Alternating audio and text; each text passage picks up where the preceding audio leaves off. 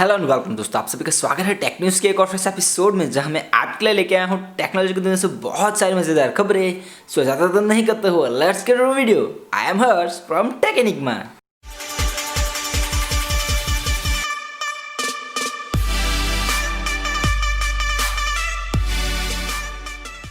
Next update की बात करें तो बात करते हैं गूगल के पिक्सल 4a के बारे में। हाल ही में जो लीक आया है उसके मुताबिक हमें ये फ़ोन देखने को मिलेगा अगस्त 3 को। मतलब यार आगे भी बहुत सारे ऐसे रूमर आ चुके हैं उसके, जो बहुत सारे हैंड ऑन पिक्चर भी बाहर आ चुके थे, कई सारे बॉक्स में भी पिक्चर बाहर आ चुके थे, लेकिन ये गूगल किस बात की वेट कर रहा है उसके लॉन्च का वही पता नहीं चलता। आगे तो बीच में तो ये भी खबर आई थी कि जो पिक्सल 5 वाला डिवाइस है उसके साथ ये मिड रेंज में आने वाला है पिक्सल 4a। मतलब कि 4a नाम से कोई डिवाइस ही नहीं आएगा, उसको उन्होंने पोस्टपोन कर दिया है और वो पिक्सल 5 के लॉन्च के साथ मिड रेंज में एक नया डिवाइस के तौर पे आएगा। लेकिन फिर वो थियरी भी थोड़ी सी गलत साबित हुई। अभी एक नई लीक आई है कि वो हमें देखने को मिलेगा अगस्त 3 को। अभी देखते हैं गूगल क्या करना चाहता है, वो लाना चाहता है भी या नहीं। उनका डिवाइस तो रेडी है, ये बात तो कंफर्म है, क्योंकि इतने सारे रूमर्स आए हैं और इतने सारे पिक्स उनके बाहर आ चुके हैं ऑलरेडी। लेकिन फिर भी देखते हैं गूगल क्या करता है आगे। नेक्स्ट अपडेट की बात करें तो बात करते हैं फॉक्सकॉन के बारे में। फॉक्सकॉन इंडिया में बहुत ही जल्द इन्वेस्ट कर सकता है $1 बिलियन, वो भी उनके जो चेन्नई में उनका मैन्युफैक्चर यूनिट है श्री पेराम्बदूर में, उसमें। अभी हाल ही में रिपोर्ट के मुताबिक एप्पल चाहता है कि उनके ज़्यादा से ज़्यादा प्रोडक्ट चाइना से बाहर असेंबल हो, क्योंकि चाइना में भी हाल में जो लफड़ा चल रहा है इसकी वजह से बहुत तनाव वाला माहौल हो गया था और हाल में चाइना में से माल आने में भी थोड़ी तकलीफ हो रही थी इंडिया में, और फॉक्सकॉन को मैन्युफैक्चर यूनिट चलाने भी थोड़ी सी डिफ़िकल्टीज की फेस करना पड़ा था। इसी वजह से एप्पल भी चाहता है कि वो एक्सपांड करे इंडिया में भी, और फॉक्सकॉन भी $1 बिलियन का इन्वेस्टमेंट करने के लिए रेडी है। और इसी के साथ वो 6000 जॉब भी क्रिएट करेगा, क्योंकि प्रोडक्शन यूनिट बड़ा होगा तो मैन पावर भी इतना लगेगा ही। ऐसे में भी और भी ज़्यादा एप्पल के प्रोडक्ट असेंबल हो गए इंडिया में। अगर असेंबल तो बात बढ़िया ही है, लेकिन अब जब मेड इन इंडिया आएगा, टैग लगाएगा, तब थोड़ा सा और मज़ा आ जाएगा। नेक्स्ट अपडेट हमको मिलता है गूगल की तरफ से आस्क मी एनीथिंग। रेडिट पे एक सीरीज चलती है गूगल में, यहाँ पे गूगल अपने जो कस्टमर्स है उनके पूछे गए सवालों का सही सही जवाब देती है। और इसके साथ ये सीज़न पूरा का पूरा एंड्रॉयड 11 पे ही डिपेंडेंट था, लेकिन जो गूगल है उन्होंने थोड़े से और अपने हाथ खोल दिए और बात की वेरिएबल ओएस के बारे में। 2018 में वेरिएबल ओएस में एंड्रॉयड 9 का अपडेट आया था, उसके बाद एंड्रॉयड 10 का अपडेट उसमें कभी नहीं आया था, लेकिन उन्होंने इस बार रेडिट में बात कर ली कि वेरिएबल ओएस में भी सीधा एंड्रॉयड 11 का अपडेट आएगा। यानी कि बहुत ही जल्द हमें एंड्रॉयड 11 का अपडेट देखने को मिलेगा वेरिएबल ओएस में भी। और जो इकोसिस्टम एक क्रिएट होगा, अगर आपके पास एंड्रॉयड फ़ोन है, आपके पास कोई एंड्रॉयड स्मार्ट वॉच है, तो जो एक इकोसिस्टम अंदर क्रिएट होगा वो बहुत ही बढ़िया आपको यूजर एक्सपीरियंस देखने को मिलेगा। नेक्स्ट अपडेट की बात करें तो बात करते हैं BMW के बारे में। एक ऑटोमोबाइल कंपनी है जो टेक की इंडस्ट्री में बहुत सारी उथल पुथल करते रहती है। हाल ही में उनकी एप्पल के साथ पार्टनरशिप भी हुई थी और इसी के चलते हुए iOS 14 में उनका एक कार की नाम का फीचर भी आने वाला है, जिससे आप अपनी कार को ऑपरेट कर सकते हो, ऑन ऑफ कर सकते हो अपने मोबाइल के थ्रू। एप्पल वाला ही है, एंड्रॉयड में अभी तक नहीं आया है। और अभी हाल में BMW ये सोच रहा है कि कार इंडस्ट्री में भी वो माइक्रो ट्रांजेक्शन वाला फीचर इंट्रोड्यूस करे।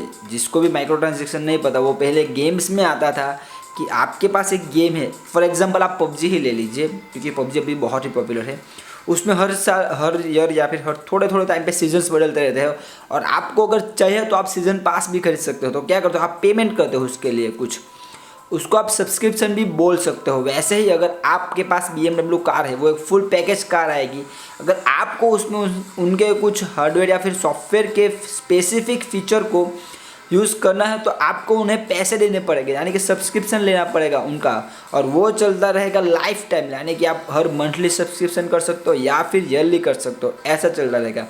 अभी गेम इंडस्ट्री में है ये तो मुझे थोड़ा सा समझ आता है कि चलो वो में काम करेगा, लेकिन ऑटोमोबाइल इंडस्ट्री में कैसे काम करेगा ये मुझे थोड़ा सा ज़्यादा दिमाग में उतरा नहीं। लेकिन फिर भी अगर BMW सोच रहा है, अगर ऐसा कुछ करना चाहता है, और उनका कहना तो ये भी है, इससे क्या होगा कि BMW के जितने भी कस्टमर है उनको उन्हीं फीचर के लिए पेमेंट देना पड़ेगा जो वो यूज़ करना चाहते हैं। मतलब यार अगर आप इतनी महंगी गाड़ी बेचोगे, वहाँ पर तो सस्ती होती है, इंडिया में थोड़ी महंगी होती है, इतनी महंगी गाड़ी बेचोगे तो जो भी उसका पेमेंट होगा उसमें आ ही जाएगा ना। उसके लिए फिर बाद में थोड़ा सब्सक्रिप्शन लेने की क्या जरूरत। लेकिन फिर भी वो चाहता है कि वो इससे भी पैसे कमा सकता है, तो फिर खैर क्या कर ही क्या सकते हैं। इसी के साथ नेक्स्ट अपडेट हमको मिलता है सोनी के प्ले स्टेशन 5 के बारे में। प्ले स्टेशन 4 था वो जेट ब्लैक कलर में आया था, जो कि ब्लैक और रेड का कॉम्बिनेशन बहुत ही अच्छा दिखता था और उसको बहुत ही चला भी था। और जब प्ले स्टेशन 5 वाइट कलर में आया तो बहुत लोगों को पसंद आया, कुछ लोगों को पसंद नहीं भी आया। ऐसे में एक लीक ऐसा आया जो पोस्टर का पिक्स आया जिसमें हमें प्ले स्टेशन 5 ब्लैक कलर में दिखता था, ब्लैक और रेड कलर की उसमें एलईडी हमको देखने को मिलती थी।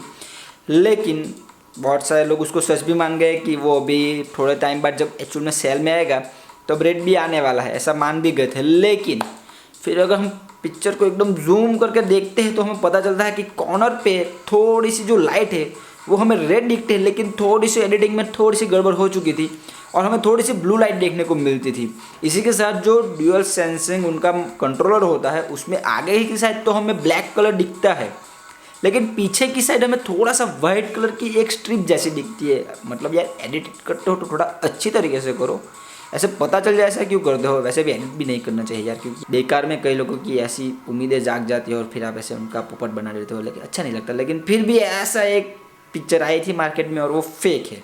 इसी के साथ नेक्स्ट अपडेट की बात करें तो बात करते हैं वन प्लस के बारे में। अभी हाल ही में वन प्लस का नोड आने वाला है 21 जुलाई को, और आज एक ग्रीक बेंच के स्कोर के मुताबिक एक नया मॉडल का सीरियल नंबर बाहर आ रहा है जो कि है BE2028। नाम अभी कंफर्म नहीं हुआ है क्या है, लेकिन उसमें प्रोसेसर हमें देखने को मिलेगा स्नैपड्रैगन का 690 वाला। इसी के साथ हमें 6 GB रैम इसमें देखने को मिलती है। मेरे ख्याल से ये भी उनका इसी सीरीज़ में एक नया मिड रेंज स्मार्टफोन होने वाला है जो कि नोड के बाद आएगा। लेकिन भाई साहब पहले एक ही पहले बराबर लॉन्च कर दो, उसके बाद दूसरे पे जाओ। पहले से ही अभी पहला आया नहीं कि आप दूसरे पे लगे पड़े हो। बस उन्होंने अभी इतनी ज़्यादा हाइप बढ़ा दी है वन प्लस नोड के बारे में, लेकिन वो अभी आ सकता है मेरे ख्याल से ओप्पो की जो रेनो 3 है, रेनो 3 प्रो, उसके जैसा ही हूबहू निकलने वाला है। मुझे ऐसा लगता है जो भी अभी पिक्चर्स और लीक्स बाहर आ रहे हैं उसके हिसाब से। लेकिन फिर भी जब 21 जुलाई को आता है तभी पता चलेगा कि भाई ओप्पो की कॉपी की है या फिर कुछ नया अलग से किया हुआ है उन्होंने। इसी के साथ नेक्स्ट न्यूज़ की बात करें तो बात करते हैं सैमसंग के बारे में। हमें सैमसंग की तरफ से शायद उनके से M41 में 7000 mAh की बैटरी देखने को मिलेगी, जो कि प्रॉपरली 7000 mAh की नहीं है, 6800 mAh की है। और उसे सैमसंग राउंड अप करके 7000 कर सकता है, क्योंकि हाल में जो M31 है उसमें भी 6000 mAh की बैटरी हमें देखने को मिलती है, जो कि हाल में बहुत ही ज़्यादा है। मार्केट में इस बैटरी पे कोई भी अभी हाल में फ़ोन अवेलेबल नहीं है इंडियन मार्केट में।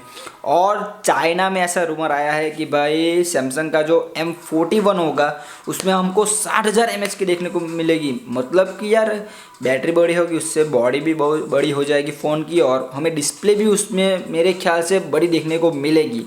अभी उसके अलावा सैमसंग क्या लाता है वो तो जब नेक्स्ट अपडेट आएगा तभी हमको पता चलेगा। और इसमें हमें सोचने वाली बात एक भी है कि भाई चार्जिंग में कितना समय लगेगा। हाँ भाई हमारा फ़ोन एक बार चार्ज कर लिया हमारा 2 दिन तक चल भी जाता है, या फिर कह लो आप एकदम बहुत ही बुरी तरीके से यूज़ करते हो तो 1 दिन से थोड़ा सा आगे चल जाता है। लेकिन भाई चार्जिंग का क्या मतलब, यूज़ किया फिर पूरी नाइट चार्ज में डाल दो, 3-4 घंटे में चार्ज होएगा। कुछ फास्ट चार्जिंग का ऑप्शन दे तो ही बेहतर होगा इसके लिए मेरे ख्याल से। आज के वीडियो में बस इतना ही। अगर आपको वीडियो पसंद आई तो लाइक कीजिए, अपने दोस्तों में शेयर कीजिए और चैनल को सब्सक्राइब करना मत भूलना। मैं आपसे मिलता हूँ एक और नए वीडियो के साथ, तब तक के लिए कीप स्माइलिंग।